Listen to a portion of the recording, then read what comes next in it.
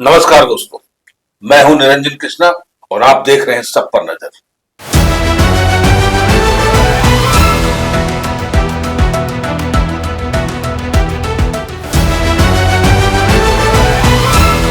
खुले आसमान और पेड़ की छांव में भविष्य तलाश रहे तेलोडी के बच्चे, सरकारी दावों का खुला पोल।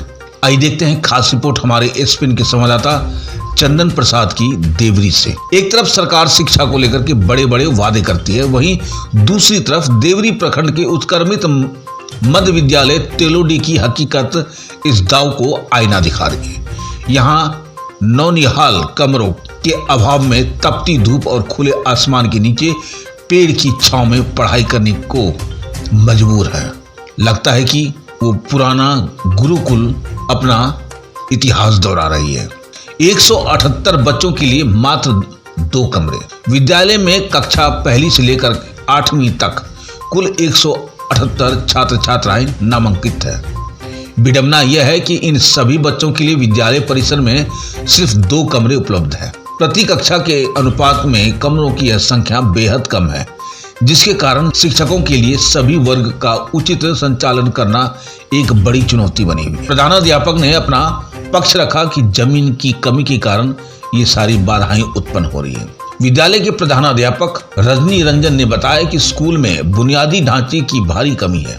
उन्होंने स्पष्ट किया कि नए कमरे के निर्माण के लिए फंड की समस्या नहीं, बल्कि जमीन की उपलब्धता मुख्य कारण है। पर्याप्त भूमि न होने के कारण अतिरिक्त कमरों का निर्माण नहीं हुआ है, जिसका सीधा खामियाजा यहाँ पढ़ने वाले मासूम बच्चों को भुगतना पड़ रहा है। साथ में शिक्षकों ने कहा कि ग्रामीणों और अभिभावकों का कहना है कि मामला चाहे जमीन का हो या प्रशासनिक तकनीकी पेच का, बच्चे के भविष्य के साथ खिलवाड़ नहीं होना चाहिए। स्कूल में न केवल भवनों की कमी है, बल्कि बच्चों की संख्या के अनुपात में शिक्षकों की भी संख्या सुनिश्चित की जानी चाहिए, ताकि हर वर्ग में बच्चे को गुणवत्तापूर्ण शिक्षा मिले। सरकार से विद्यालय प्रबंधन और स्थानीय लोगों ने सरकार एवं शिक्षा विभाग से मांग की है कि विद्यालय के लिए आवश्यक भूमि की व्यवस्था जल्द से जल्द कराई जाए। सभी वर्ग के बैठने के लिए पर्याप्त भवन एवं कमरा निर्मित होना चाहिए। नामांकन के अनुपात में शिक्षकों की नियुक्ति सुनिश्चित की जाए। यह स्थिति बताती है कि यदि जल्दी ही इस पर ध्यान नहीं दिया गया तो ग्रामीण बच्चों का भविष्य अंधकारमय हो सकता है। अब देखना यह है कि प्रशासन इस गंभीर समस्या पर कब तक संज्ञान लेती है। एक छोटा सा सवाल और है कि पेड़ की छांव तपती धूप में बच्चे अपना शिक्षा ग्रहण कर रहे हैं, लेकिन जब अंधड़ पानी आएगा तब उसका भविष्य भी उस आंधी में कहीं ना कहीं गुम हो जाएगा। आइए देखते हैं खास रिपोर्ट हमारे एसपीएन के संवाददाता चंदन प्रसाद, जमुआ, गिरिडीह, झारखंड से। नमस्कार, मैं चंदन प्रसाद, आप देख रहे हैं सब पर नजर। इस वक्त मैं उत्क्रमित मध्य विद्यालय तेलोडी में हूं और यहाँ की जो स्थिति है, यहाँ इस जो विद्यालय है इसमें मात्र 2 ही कमरे हैं, और वो भी जो कमरे हैं, जो भवन बनी है, वो जर्जर अवस्था में हो चुकी है। यहाँ पे समस्या ये है कि आज भी बच्चे बाहर पेड़ के नीचे पढ़ने के लिए मजबूर हैं। आप देख सकते हैं किस तरह से बच्चे लगभग सैकड़ों की संख्या में या उससे भी ज्यादा पेड़ के नीचे बैठ करके पढ़ाई कर रहे हैं। ये स्थिति है यहाँ की।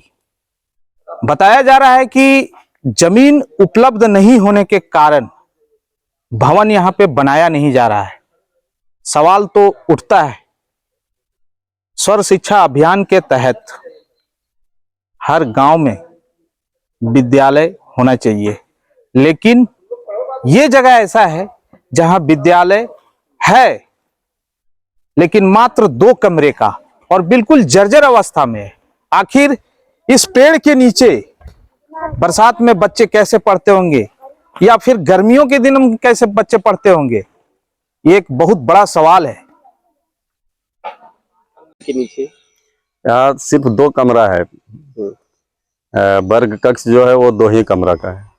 बाकी जमीन उपलब्ध न रहने के कारण जो सर्व शिक्षा से भवन आया था निर्माण के लिए, वो वापस चला गया। तो जमीन नहीं रहने के कारण बिल्डिंग नहीं बन पाया, और बच्चों की संख्या जो है 120-130 हर रोज उपस्थिति होता है, तो कमरा में बैठाना संभव नहीं हो पाता है।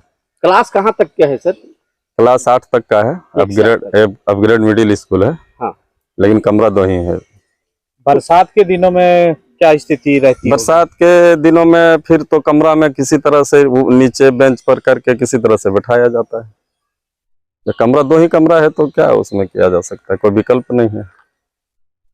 यहाँ पे क्लास दो ही रूम है, इसलिए क्योंकि बैठने में दिक्कत होता है, बच्चे की संख्या ज्यादा होने के कारण। बरसात के दिनों में कैसे पढ़ पाती है? जैसे अभी गर्मी का सीजन है, मौसम है, तो अभी छांव में बैठ रही है, लेकिन बारिश होता होगा तो इधर पूरा पानी उनी दबा हुआ रहता होगा, फिर कैसे? तो कोई नीचे बैठ जाता है, कोई बेंच पर। और कई गांवों में स्कूल की बिल्डिंग बने हुए हैं, भवन बने हुए हैं, लेकिन वहाँ पे बच्चे नहीं के बराबर हैं। वहीं कहीं कहीं ऐसा भी देखा गया है कि बच्चे पेड़ के नीचे पढ़ रहे हैं। इसका मतलब है कि स्कूल में बच्चे पढ़ने के लिए तैयार हैं, बच्चे पढ़ना चाहते हैं, लेकिन उनके लिए भवन नहीं बनाया गया है। तो मैं सरकार से, शिक्षा विभाग से आग्रह करना चाहूँगा कि बच्चे को गुणवत्तापूर्ण शिक्षा के लिए उचित वातावरण बनाया जाए, स्कूल भवन बनाया जाए, और जहाँ पे इस तरह की स्थिति हो कि टीचर नहीं हो, वहाँ पे टीचर दिए जाए। बस इतना कहना चाहूँगा कि हमारे देवरी प्रखंड में शिक्षा की स्थिति सुधरे, इसके लिए सरकार को भी ध्यान देना चाहिए। धन्यवाद।